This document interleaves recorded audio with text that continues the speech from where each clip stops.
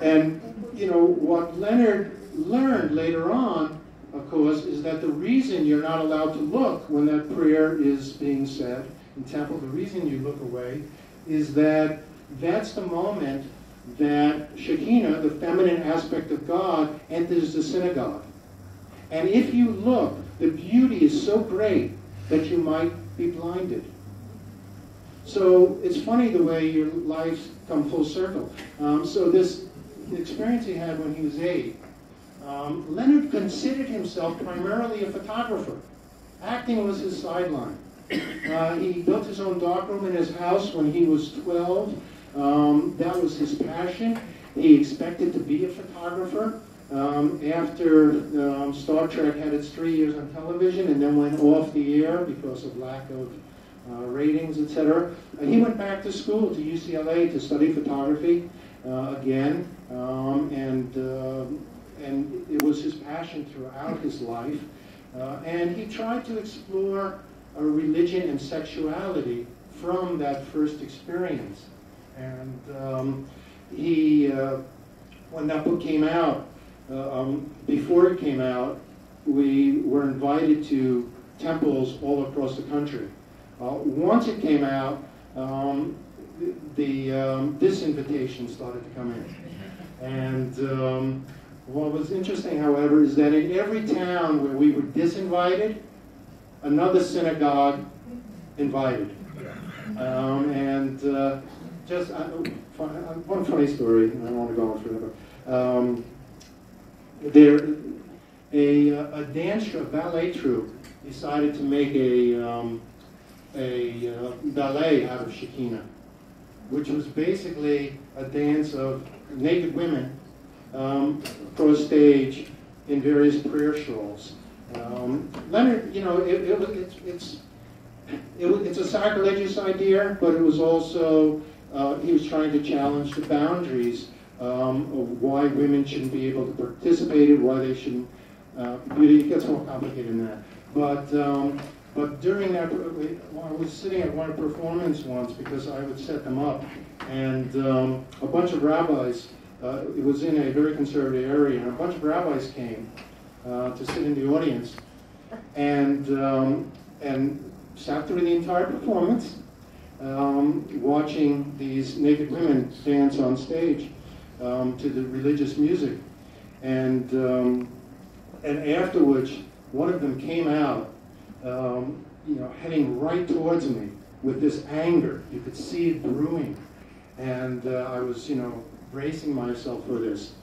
And what he said is, when she was tying the she did it 12 times, not 13 times. She didn't do this right, did it? And I'm thinking, you just watch it. This is what you were watching. You know, it was very interesting to see. Leonard I did tell him that I did send him the manuscript. When it was completed, he was at that point. It was actually I did not know he would be dying soon after.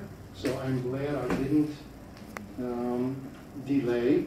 I sent it to him as it was on a Thanksgiving morning. I remember he emailed. He was the most faithful correspondent I ever had. If I emailed him, I would hear back within 5 minutes at the latest. It doesn't matter what he was doing.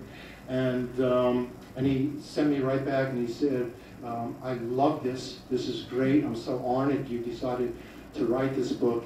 I very much appreciate it, and now I'm going to go have my turkey dinner, and after which he emailed me again with some corrections, some changes, but things that I needed to know. Yeah, I'd forgotten the name of his third grade best friend, you know, little details like that.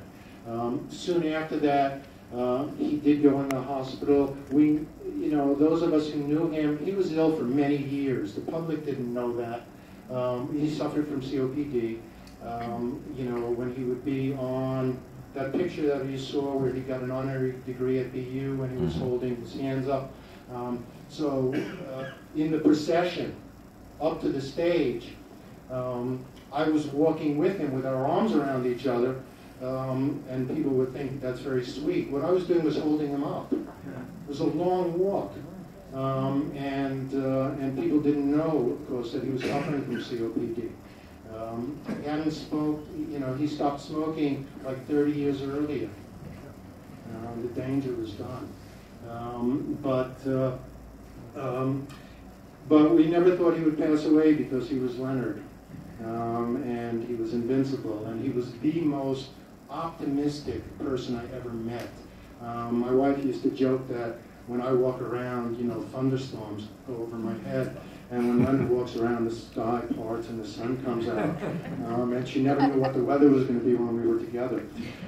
But he went to the hospital. The last words that I spoke to him were that I said, Leonard, you have to get well because we have a book tour scheduled. And the book was just coming out, and we're going to be hitting 50 states in the next 6 months. And he said to me, don't worry, Rich, I will be there with you. Which were the last words to me. And he is with me wherever I go. He's with us in this room today. Thank you very much.